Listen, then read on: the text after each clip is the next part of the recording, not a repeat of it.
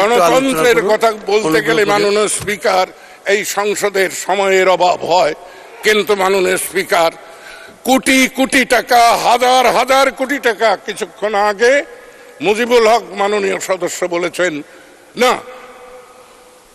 জনাব আনিসুল ইসলাম মাহমুদ বলেছেন 84,000 কোটি টাকা ঋণ খেলাপি। তখন অর্থের অপচয় হয় না। কোন মাননীয় সংসদ সদস্য যদি একটু সময় বেশি চায় তখন সময়ের অভাব হয়।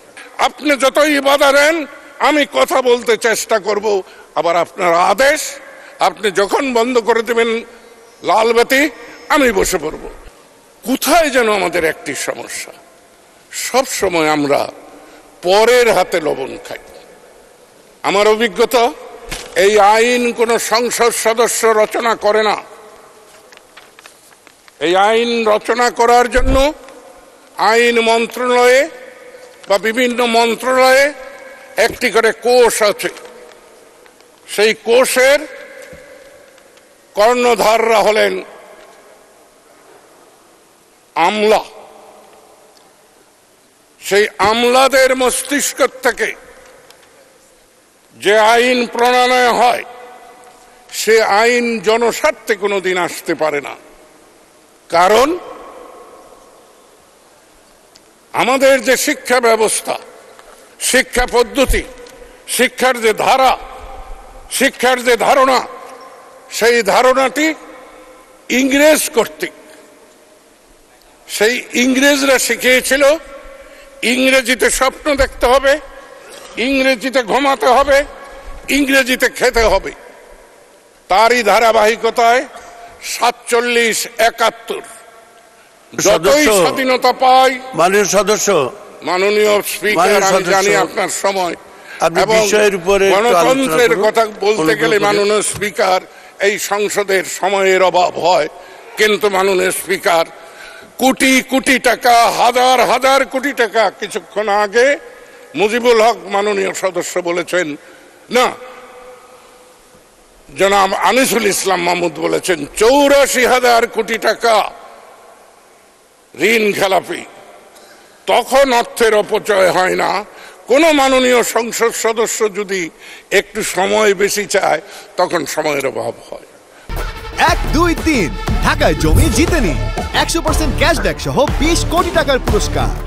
মাননীয় স্পিকার, এই সংসদে জাতির চেতনার কথা, জাতির স্বার্থের কথা, জাতির ভবিষ্যতের কথা আলোচনা হবে।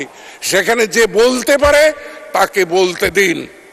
যাদের গলায় বর্ষি লাগানো আছে তারা কথা বলবে না। আমিও বলিনি, 60 বছর মাননীয় স্পিকার বলিনি।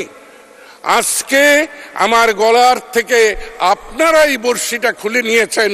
তাই আমি যতক্ষণ আছি, আপনি যতই বাধা দেন আমি কথা বলতে চেষ্টা করব, আবার আপনার আদেশ, আপনি যখন বন্ধ করে দেবেন লাল বাতি আমি বসে পড়ব।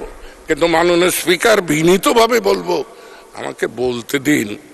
সময় নষ্ট হচ্ছে না, জাতির কত সময় নষ্ট হয়েছে। আপনি আমাকে সময়ের কথা বলছেন। আমার জীবনের 14টি বছর আমি কারাগারে কাটিয়েছি এই জাতির জন্য।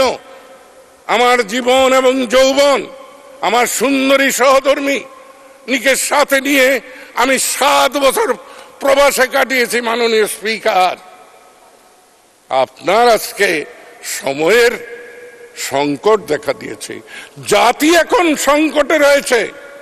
মুজিবুল হক বলছিল বিদ্যুতের কথা, যে যত কথাই বলুক আমি কাউকে বলবো না যে আপনি আমার এলাকায় আসুন, দেখুন বিদ্যুতের কি সংকট। মাননীয় মন্ত্রী যে কোনো এলাকায় যাবে, সেখানে বিদ্যুৎ যায় না, ওটা ভালো করে বোঝে। তাই আমি আমার জায়গায় যদি ফিরে আসতে দেন বলেন, না হলে বসে পড়ি। মাননীয় স্পিকার, বসে পড়ব?